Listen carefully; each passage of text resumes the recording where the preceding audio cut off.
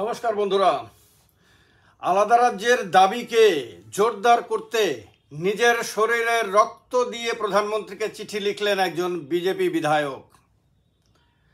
আমরা সবাই জানি পশ্চিমবঙ্গ থেকে আলাদা হওয়ার জন্য গোর্খাল্যান্ডে অনেক দিন ধরে আন্দোলন চলে আসছে। সুভাষ ঘিসিংয়ের নাম আমরা ছোটবেলা থেকে শুনে আসছি। আমরা সাম্প্রতিককালে গত কয়েক দশকে বিমল গুরুংয়ের নামও শুনেছি। তারা সবাই আলাদা গোর্খাল্যান্ডের দাবিদার, অর্থাৎ পশ্চিমবঙ্গ থেকে আলাদা রাজ্য গঠন করার জন্য আলাদা হয়ে গিয়ে। দার্জিলিংয়ের বিজেপি বিধায়ক তিনি একসময়ে সুভাষ ঘিসিংয়ের জিএনএলএফের নেতা ছিলেন, কিন্তু তিনি দার্জিলিং থেকে বিজেপির টিকিটে ক্যান্ডিডেট হয়ে লড়াই করে পশ্চিমবঙ্গ বিধানসভার বিধায়ক হন। তার মানে তিনি বেসিক্যালি জিএনএলএফ নেতা হলেও তিনি বিধায়ক, কিন্তু বিধানসভাতে বিজেপি। সেই বিধায়ক যার নাম হলো নীরজ জিম্বা, এই নীরজ জিম্বা নিজের শরীরের রক্ত দিয়ে প্রধানমন্ত্রীকে চিঠি লিখলেন। শুধু চিঠি লিখলেন না, তিনি সেই চিঠি আপনার সোশ্যাল মিডিয়াতে পেস্টও করলেন, আপলোডও করলেন, প্রেস কনফারেন্স করে সাংবাদিকদের নিজেই সে কথা জানালেন। তিনি বললেন যে দীর্ঘদিন ধরে তাদের পার্মানেন্ট সলিউশনের যে দাবি, অর্থাৎ পার্মানেন্ট সলিউশন বলতে মূলত গোর্খাল্যান্ড আলাদা রাজ্য গঠনের দাবি এবং 11টি গোর্খা সম্প্রদায়কে ট্রাইবাল এসটি স্ট্যাটাস দেওয়ার দাবি, এই দুটো দাবিকে বিজেপি দীর্ঘদিন ধরে সমর্থন করে এলেও আজকে পর্যন্ত সেগুলি কার্যক্ষেত্রে রূপায়ণ করেনি। এখন লোকসভা নির্বাচন চলে এসেছে, এই সময় পর্যন্ত সেগুলি রূপায়িত হয়নি। পশ্চিমবঙ্গে তৃণমূল কংগ্রেস এই দাবিগুলোকে সমর্থন করে না, কারণ আলাদা রাজ্যের দাবি সমর্থন করা তৃণমূল কংগ্রেসের পক্ষে সম্ভব না। কিন্তু উত্তরবঙ্গের অনেক বিজেপির নেতাই আপনার আলাদা রাজ্যের দাবিগুলোকে সমর্থন করেন। কোচবিহার আলাদা রাজ্য করার কোচবিহারের দাবি রয়েছে, কামতাপুরে আলাদা রাজ্য গঠনের দাবি রয়েছে, তারপরে আপনার দার্জিলিংয়ে আলাদা রাজ্য গঠনের দাবি রয়েছে, আবার উত্তরবঙ্গ আলাদা রাজ্য গঠনের দাবি রয়েছে। কোনো বিজেপি নেতা বিভিন্ন সময়ে এই দাবিগুলোর পক্ষে আওয়াজ তুলেছেন। এই দার্জিলিংয়ের বিজেপি নেতাও একদম সরাসরি এই পার্মানেন্ট সলিউশন তাদের প্রবলেমের তার দাবির প্রতি প্রধানমন্ত্রীর সরাসরি দৃষ্টি আকৃষ্ট করতে এই ব্যতিক্রমী রাস্তা গ্রহণ করেছেন, যেটা সাধারণভাবে প্রধানমন্ত্রীকে এইভাবে নিজের শরীরের রক্ত দিয়ে চিঠি কেউ লেখে না। এটা খুব একটা প্রত্যাশিতও না এবং ব্যতিক্রমী, এবং এটা অবাক করে দেওয়ার মতন ঘটনা। তিনি নিজেও বলেছেন যে বিষয়টি অস্বাভাবিক মনে হতে পারে, কিন্তু গভীর উদ্বেগের জন্য এটা করতে হয়েছে। কারণ 2009, 2014 এবং 2019 সালে বিজেপির সংকল্পপত্রে দেয়া প্রতিশ্রুতির কথা মনে করিয়ে তিনি দিতে চেয়েছেন। আর প্রধানমন্ত্রী বলেছিলেন তখন, গোর্খা কা সপনা মেরা সপনা। এটা 2014 সালের এপ্রিল মাসের 10 তারিখ শিলিগুড়িতে একটি জনসভায় বক্তব্য রাখতে গিয়ে প্রধানমন্ত্রী নরেন্দ্র মোদী গোর্খা কা সপনা মেরা সপনা বলেছিলেন। সেই কথাও তিনি মনে করিয়ে দিয়েছেন।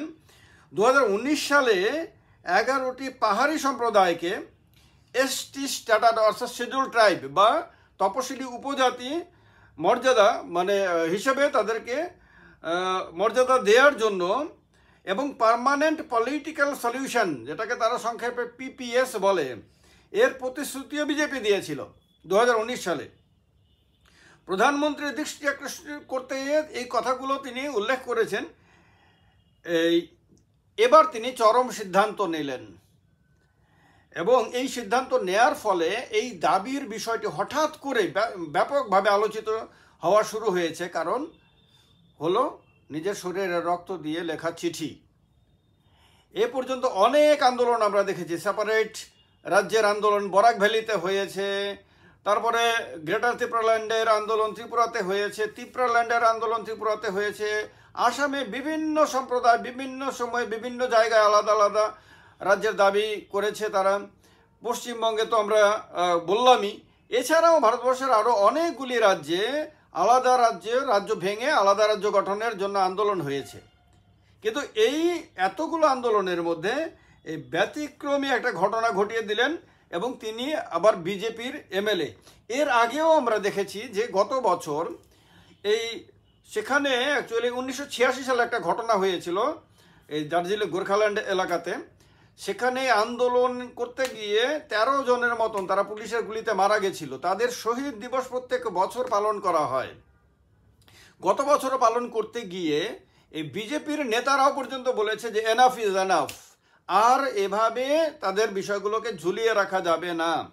তারা এবার এই আন্দোলনটা এই বিষয় মানে তাদের দাবিগুলোকে নিয়ে তারা চরম পদক্ষেপের রাস্তা বেছে নিয়েছে। এবং গতকালকে যখন বিজেপি বিধায়ক তিনি নিজের শরীরে রক্ত দিয়ে চিঠি লিখে সেই চিঠি সোশ্যাল মিডিয়াতে পোস্ট করলেন, তখন আগামী লোকসভা নির্বাচনের আগে উত্তরবঙ্গের বিভিন্ন জেলাতে বিষয়টি যে ব্যাপকভাবে মানুষের মধ্যে আলোচিত হবে এবং এর প্রভাব পড়বে এবং আগামী লোকসভা নির্বাচনের ভোটের বাক্সেও তার প্রভাব পড়বে, এ ব্যাপারে কোনো সন্দেহ নেই। কারণ তৃণমূলও চাইবে যে বিজেপির ভেতরে যারা বিধায়করা রয়েছেন, সাংসদরা রয়েছেন, বিভিন্ন স্তরের নেতারা রয়েছেন, যারা আলাদা রাজ্যের দাবিদার, তারা বিজেপির ওপর অসন্তুষ্ট হয়ে আলাদা নির্দলভাবে লড়ুক, তারা বিজেপির থেকে পৃথক হোক। এটা তৃণমূল কংগ্রেস চাইবে, কংগ্রেস দলও চাইবে, সিপিএমও চাইবে। এতে কি হবে, বিজেপির ভোটটা ভাগ হয়ে যাবে। এর ফলে কোথাও সিপিএম বেনিফিট নেওয়ার চেষ্টা করবে, কোথাও কংগ্রেস বেনিফিট নেওয়ার চেষ্টা করবে, আর সব জায়গাতেই তৃণমূল কংগ্রেস বেনিফিট নেওয়ার চেষ্টা করবে। ফলে এই চিঠি লেখার কারণে একদিকে তৃণমূল কংগ্রেস আশঙ্কিত যে কেন্দ্র সরকার না আবার এই প্রেশারের ফলে কোনো স্টেপ দিয়ে দেয়, আরেক দিকে কিছুটা হলেও উৎফুল্ল, কারণ এর ফলে একটা বিভাজনের রেখা তৈরি হতে চলেছে কেন্দ্রের শাসক দলের মধ্যে। এটা তৃণমূল কংগ্রেস খুব ভালো দৃষ্টিতেই নেবে এই ব্যাপারটা। কিন্তু সবচেয়ে বড় কথা হলো যে গোর্খাল্যান্ডের দাবিদারদের এই দীর্ঘদিনের দাবি কিন্তু প্রকাশ্যে আবার সামনে চলে এলো এবং লোকসভা নির্বাচনের প্রচার অভিযানে এটা একটা বড় ইস্যু হতে চলেছে। এই ব্যাপারটাও স্পষ্ট হয়ে গেল। এখন দেখার বিষয় গোর্খাল্যান্ডের দাবি বা পার্মানেন্ট পলিটিক্যাল সলিউশনের এবং 11টি কমিউনিটিকে এসটি স্ট্যাটাস দেওয়ার দাবি সম্বন্ধে সাধারণ মানুষ কতটা সাড়া দেয় এবং এর ফলে বিজেপির ক্ষতি হয় না তৃণমূল কংগ্রেসের ক্ষতি হয়, সেটা দেখব আমরা লোকসভা নির্বাচনের ফলাফল যখন বেরোবে তখন। আপনাদের বক্তব্য অবশ্যই জানাবেন স্পষ্টভাবে।